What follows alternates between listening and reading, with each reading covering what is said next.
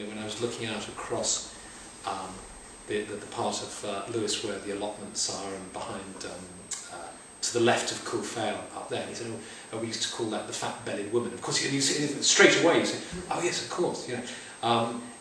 But there's a document called the Dinshenkas in Ireland, for instance, which specifically talks about place. It's called the Place Name Stories of Ireland, and so on. So perhaps, I mean, that would be really interesting to tie that in with, like, you know, discovering the local landscape and the stories associated with it, and then kind of tying them in and see if they tied in some way with festival times or just times of the year. That would be interesting, you know. You know, I know the challenge is always, isn't it? I don't know whether you find this, you know, is that you get interested in this stuff when you're older. You know, it's a bit like being interested in the family tree. You know, until you're about 50, you don't care who your great-grandfather was. You know, and then suddenly, you know, just as it's getting too late, you start to become really interested in it. And the same thing with the landscape. So, you know, you see troops of kids trailing through museums, all sort of more interested in teasing each other and pulling at each other's pigtails than actually looking at the stuff in the museum. You know, so I don't know to what extent this would work, but it would be, that would be an interesting thing to explore. Or to take them on the Vanguard Way to Newhaven. 66 miles. 66 miles. It'd be an ordeal, wouldn't it? Yeah. I'd like to know where it begins. Yeah, if you Google it, it's very easy to find all info. Yeah.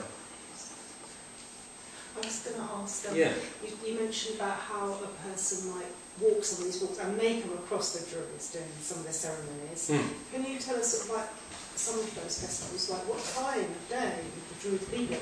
In the morning, in the night, in the day? Okay, yes, well I'll give you a clue. If the Long Man festivals interest you, they usually take place at the weekend, the Sunday, usually the closest Sunday to the festival, and at around 2 in the afternoon. Very civilised. Yes, very civilised. But yeah. Just a question which is linked in, but isn't the power the actual day and evening of the solstice or not? Not in the far festivals. The festivals that I talked about, the 4 festivals, are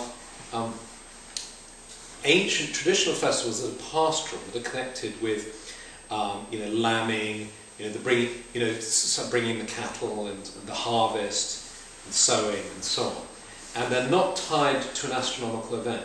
The four festivals I didn't talk about, really, you know, if we had more time, we'd talk about the eightfold year.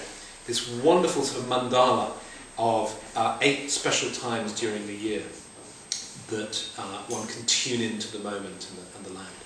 And these include the solstices and the equinoxes, and those are astronomical times, which, you're right, have a particular power. You know, so you would try to go up to Firle Beacon at the time of the solstice, at the time of the equinox, and so on.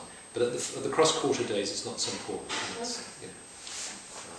The solstice as well, for instance, solstitia comes from the Latin, which means sun standing still. And there are about 3 days where, if you're observing the sun, it seems to stand still. And, you know, so a few days either side, you don't have to get fanatical about it. You know, and so I must be there at 11:38 or something. You know,